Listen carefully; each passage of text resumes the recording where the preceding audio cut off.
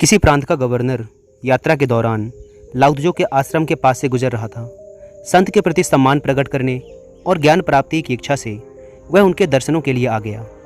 राज्य की देखभाल करने में मेरा लगभग पूरा समय लग जाता है और मैं दीर्घ सत्संग आदि में भाग नहीं ले सकता। उसने लाउत्जो से कहा, क्या आप मेरे जैसे व्यस्त आदमी के लिए 1 या 2 वाक्यों में धर्म का सार बता सकते हैं? अवश्य महामहिम, मैं आपके हित के लिए इसे केवल एक ही शब्द में बता सकता हूँ, अद्भुत। और वह शब्द क्या है? मौन। और मौन किसकी ओर ले जाता है? ध्यान। और ध्यान क्या है? मौन। तो दोस्तों, आपने इस कहानी से ध्यान के बारे में क्या समझा? कमेंट करके ज़रूर बताइएगा। एक समुराई जिसे उसके शौर्य, ईमानदारी और सज्जनता के लिए जाना जाता था, एक जैन सन्यासी से सलाह लेने पहुंचा।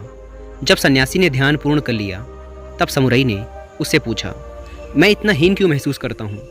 मैंने कितनी ही लड़ाइयाँ जीती हैं, कितने ही असहाय लोगों की मदद की है, पर जब मैं और लोगों को देखता हूँ तो लगता है कि मैं उनके सामने कुछ नहीं हूँ, मेरे जीवन का कोई महत्व ही नहीं है।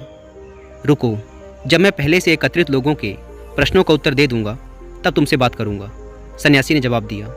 समुराई इंतजार करता रहा। शाम ढलने लगी और धीरे धीरे सभी लोग वापस चले गए। क्या अब आपके पास मेरे लिए समय है? समुराई ने सन्यासी से पूछा। सन्यासी ने इशारे से उसे अपने पीछे आने को कहा। चांद की रोशनी में सब कुछ बड़ा शांत और सौम्य था। सारा वातावरण बड़ा ही मोहक प्रतीत हो रहा था। तुम चांद को देख रहे हो? वो कितना खूबसूरत है। वो सारी रात इसी तरह चमकता रहेगा, हमें शीतलता पहुंचाएगा।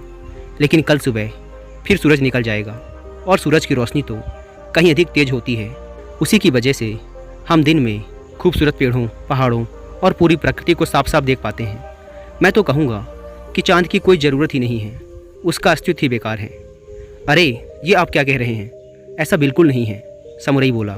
चांद और सूरज बिल्कुल अलग अलग हैं, दोनों की अपनी अपनी उपयोगिता है। आप इस तरह दोनों की तुलना नहीं कर सकते, समुराई बोला। तो इसका मतलब तुम्हें अपनी समस्या का हल पता है। हर इंसान दूसरे से अलग होता है, हर किसी की अपनी अपनी खूबियाँ होती हैं और वो अपने अपने तरीके से इस दुनिया को लाभ पहुंचाता है। बस यही प्रमुख है, बाकी सब गौण हैं।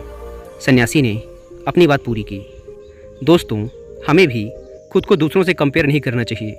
अगर औरों के अंदर कुछ क्वालिटीज़ हैं तो हमारे अंदर भी कई गुण हैं, पर शायद हम अपने गुणों को कम और दूसरों के गुणों को अधिक आंकते हैं। हकीकत तो ये है कि हम सब यूनिक हैं और सभी किसी न किसी रूप में स्पेशल हैं। एक प्रसिद्ध जैन महात्मा किसी राजा के महल में दाखिल हुए। उनके व्यक्तित्व की गरिमा के कारण किसी भी द्वारपाल में उनको रोकने का साहस नहीं हुआ और वे सीधे उस स्थान पर पहुंच गए जहां राजा अपने सिंहासन पर बैठा हुआ था। राजा ने महात्मा को देखकर पूछा, आप क्या चाहते हैं? मैं इस सराय में रात गुजारना चाहता हूँ, महात्मा ने कहा। लेकिन यह कोई सराय नहीं, यह मेरा महल है, राजा ने अचंभे से कहा।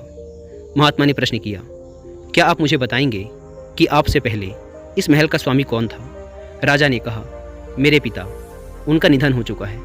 और उनसे भी पहले? महात्मा ने पूछा। मेरे दादा, वे भी बहुत पहले दिवंगत हो चुके हैं, राजा बोला। महात्मा ने कहा, तो फिर ऐसे स्थान को जहाँ लोग कुछ समय रहकर कहीं और चले जाते हैं आप सराय नहीं कहेंगे तो और क्या कहेंगे? दोस्तों, आपने इस कहानी से क्या सीखा? कमेंट करके ज़रूर बताइएगा। बेनकेई नामक एक प्रसिद्ध जैन गुरु रायुमो के मंदिर में जैन की शिक्षाएं दिया करते थे। शिंसु मत को मानने वाला एक पंडित बेनकेई के अनुयायियों की बड़ी संख्या होने के कारण उनसे जलता था और शास्त्रार्थ करके उन्हें नीचा दिखाना चाहता था। शिंसु मत को मानने वाले पंडित बौद्ध मंत्रों का तेज उच्चारण किया करते थे। एक दिन बेनकेई अपने शिष्यों को पढ़ा रहे थे जब अचानक शिंसु पंडित वहां आ गया।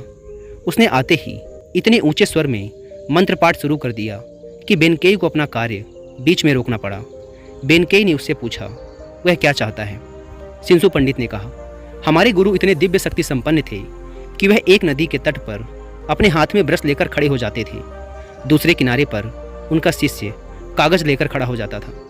जब वह हवा में ब्रश से चित्र बनाते थे तो चित्र दूसरे किनारे पर कागज में अपने आप ही बन जाता था। आप कौन सा चमत्कार कर सकते हैं? बेनकेई ने धीरे से जवाब दिया, आपके मठ की बिल्लियाँ भी शायद यह कर सकती हूँ, पर यह शुद्ध जैन का आचरण नहीं है। मेरा चमत्कार यह है कि जब मुझे भूख लगती है तब मैं खाना खा लेता हूँ, जब मुझे प्यास लगती है तब मैं पानी पी लेता हूँ, बस। दोस्तों, आपने इन चारों कहानियों से क्या सीखा? कमेंट करके ज़रूर बताइएगा। धन्यवाद।